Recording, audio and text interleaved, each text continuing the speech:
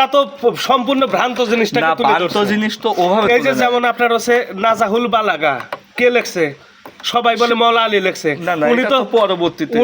উনি তো এটা এ বিষয়ে জানেই না যে নাজাহুল বালাগা হচ্ছে তার লেখা।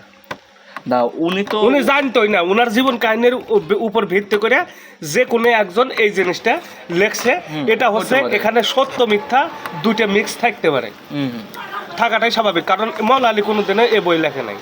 যারাই বলবে যে এই বই মওলা আলীর লেখা, তারা সম্পূর্ণ ভ্রান্ত একটা ধারণার ভিতরে আছে। কারণ ওই সময় কাগজ কালির সময় ছিল না। আর মওলা আলী যেভাবে অত্যাচারিত হয়েছে, যেভাবে নিপীড়িত হয়েছে, উনি লেখার টাইম টেবিলে কোথায়? হ্যাঁ, আর যদি লেখেও থাকে সে বই তো আগুন দিয়ে পুরাই দিবে। কারণ তাকে তো ওই যে মসজিদের ভিতরে মুলজেম নামে একজন, তিনি হচ্ছে তাকে শহীদ করল। তো সে তার কাছে তখন খাতা কলম ছিল কোথায়? আর বইটা রাখিয়ে দিছিল কার কাছে? এই আন্দাজে ফাও পেশাল পাইলে হবে না। আবার এই যে আপনার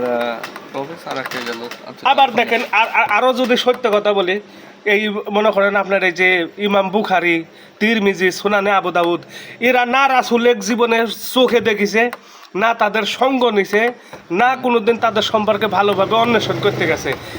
উনার ওই তিরমিজির বাড়ি কোথায়, ইসমাইল বুখারীর বাড়ি কোথায়, আপনি যা হিসাব হদিস করেন না, এখানে যে বলতেছে যে তিনারা আরেকজনের কাছ থেকে শুনছে, তিনারা আবার আরেকজনের কাছ থেকে শুনছে। শোনা কথায় আমি কান দেবো কেন? শুনে এসে দেখছে রাবি বলে। আবার অনেক রাবি বলতে বোঝায় যে ওই যে যেমন বলে আনাস রাদিয়াল্লাহু তাআলা থেকে বর্ণিত, মওলা আলী থেকে বর্ণিত, তারপরে ওই আবু বকর থেকে বর্ণিত।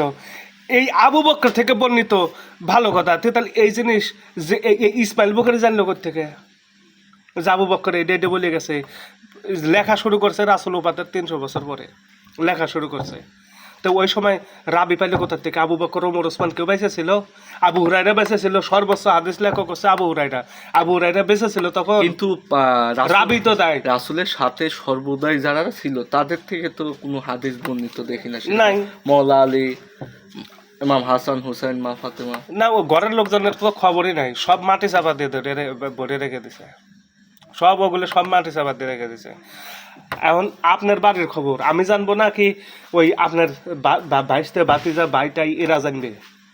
আমি বেশি জানবো। তা আমি যদি এখন কই যে না আমি ইসমাইলের বাড়ির লোকজনের সম্পর্কে আমি বেশি জানি, তাহলে কি হবে এটা?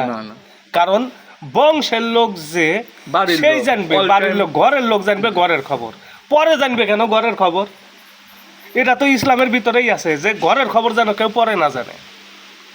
তে হজরত মোহাম্মদ সাল্লাল্লাহু আলাইহি সাল্লাম, ইমাম হাসান, হুসেন, মা ফাতেমা, হজরত আলী, ইনারা হচ্ছে ঘরের লোক।